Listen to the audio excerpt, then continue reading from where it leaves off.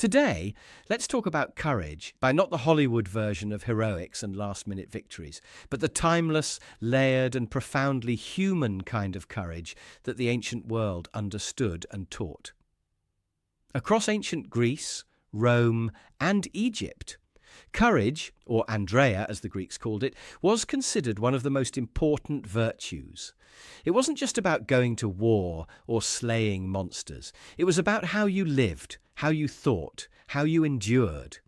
And in today's uncertain world, right, with its crises, pressures and noise, we could all use a little ancient wisdom. The ancients understood that courage is not only for the battlefield, it's for the courtroom, the home, the market, the senate, and the soul. It's the strength to speak truth when it's unpopular, the resolve to carry on when everything in you wants to give up, the quiet decision to do what is right, even when no one is watching. So today, I want us to explore the lessons on courage from the ancient world, lessons we urgently need in our modern lives. We'll look at how ancient philosophers, poets and leaders defined and lived out courage, not as a moment of glory, but as a way of life. From the Stoics in Rome, to Aristotle in Athens, to the mythic journeys of Odysseus, and the tragedies of Antigone, we'll uncover what they all have in common. Courage is the engine of virtue. Without it, nothing good can last. Let's dive in.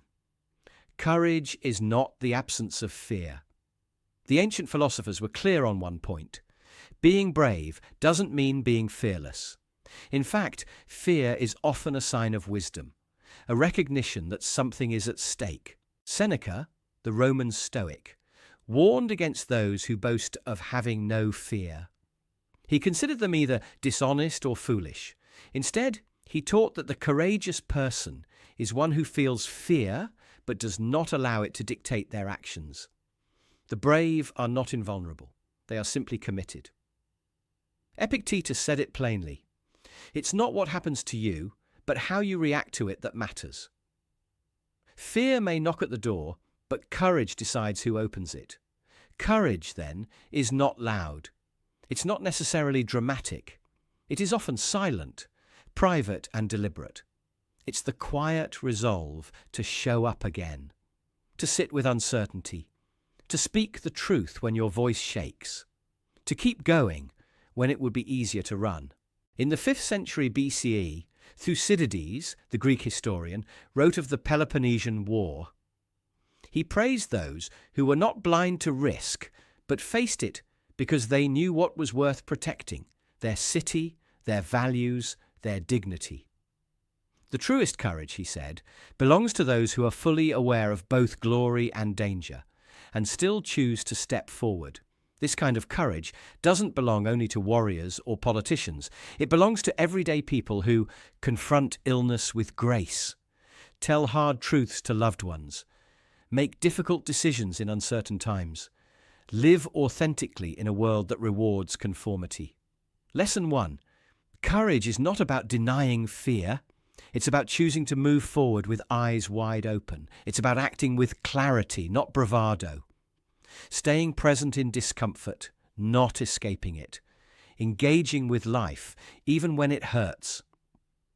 In the end, courage begins not with the absence of fear, but with the decision not to be ruled by it.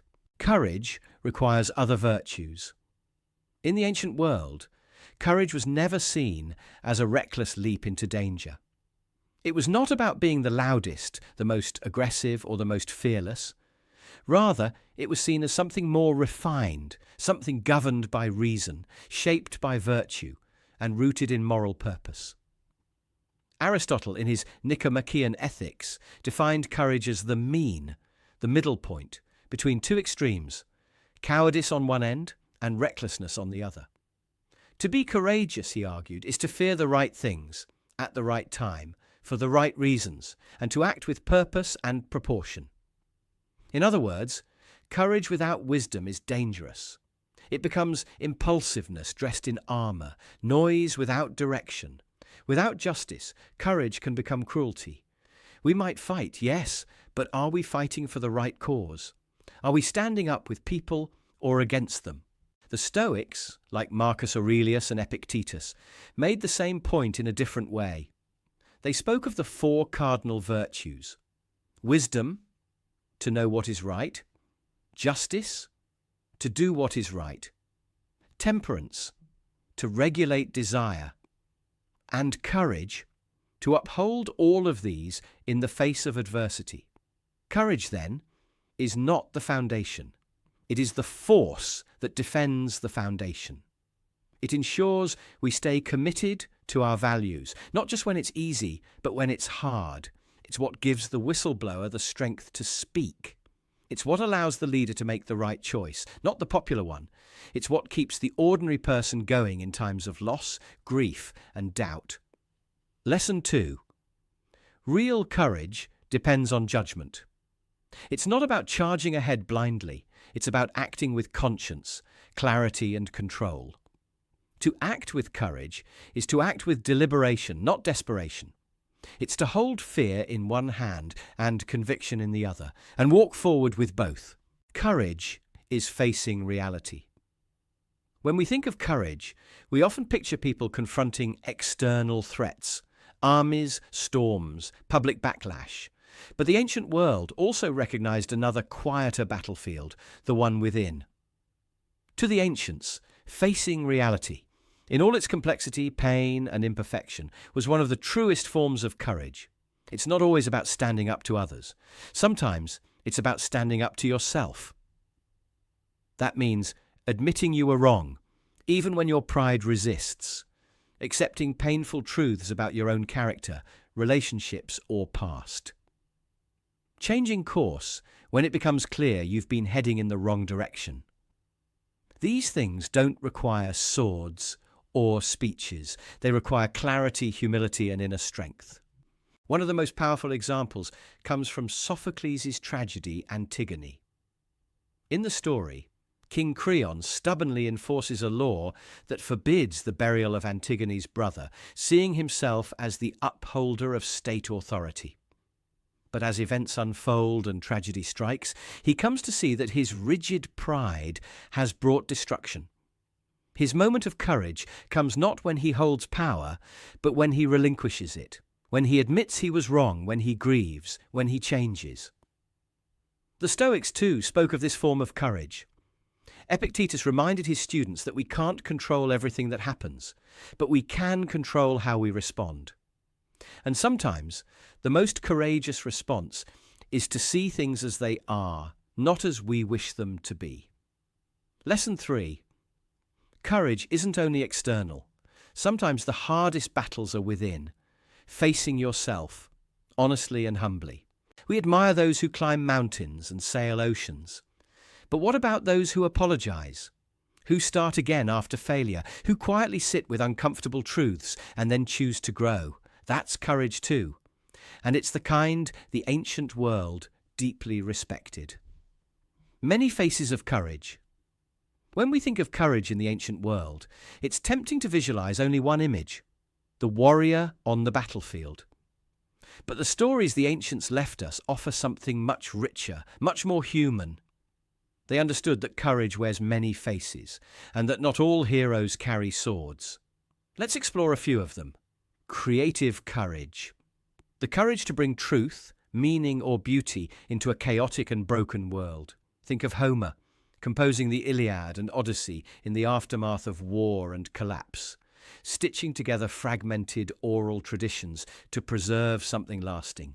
Creative courage is what drives artists, poets, musicians, and writers to keep creating, even when the world seems indifferent or even hostile. Exploratory courage. The courage to step into the unknown.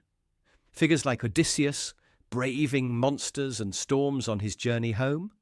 Or Alexander the Great, venturing beyond the known world, with no map, no certainty, only vision.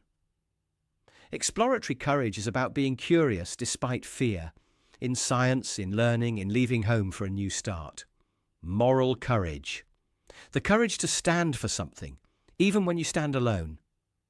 At Thermopylae, the Spartans knew they would fall, but they stood anyway, defending a free people's right to self-determination. Moral courage is the teacher who protects a vulnerable student, the journalist who speaks truth to power, the citizen who resists injustice.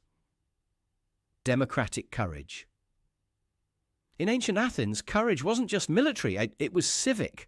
Being a citizen meant facing the crowd in the agora, debating, disagreeing, voting with conscience, listening to others, and defending unpopular opinions. Democracy requires courage, the courage to be responsible, informed, and engaged, not passive. Personal courage. Then there's the courage we rarely talk about.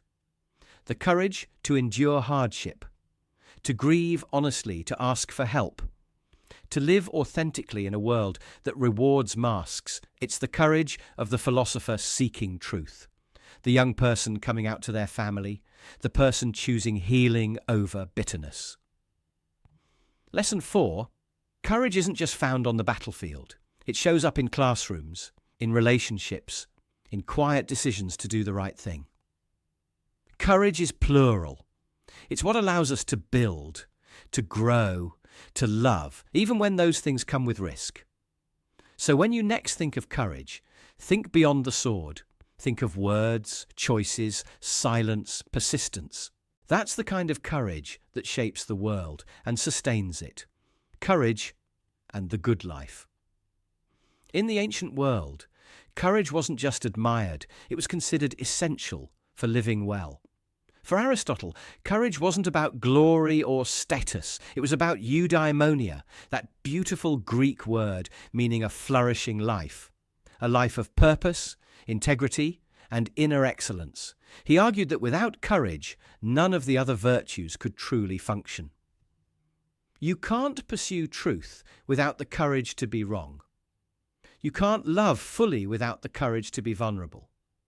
You can't lead ethically without the courage to make unpopular decisions.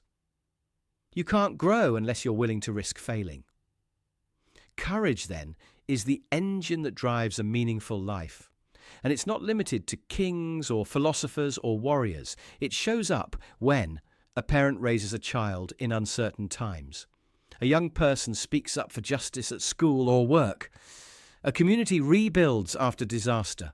A society refuses to accept despair and instead chooses hope, action, and progress. When courage becomes a shared virtue, something practiced not only by leaders but by ordinary citizens, it strengthens the whole. It creates the conditions for resilience, democracy, compassion, and collective growth. And that's what the ancients understood so well, that courage isn't about exceptionalism. It's about showing up fully for life and for each other. Lesson 5. Courage isn't just for heroes. It's for everyone who wants to live meaningfully, contribute to others, and rise to their potential. Closing reflections. So what can we take with us from these ancient voices? What do we learn from the ancient world about courage? It's more than daring. It's more than defiance. It's that courage is not the absence of fear, but the will to move through it. A harmony with wisdom, justice, and temperance. Facing reality, including the difficult parts.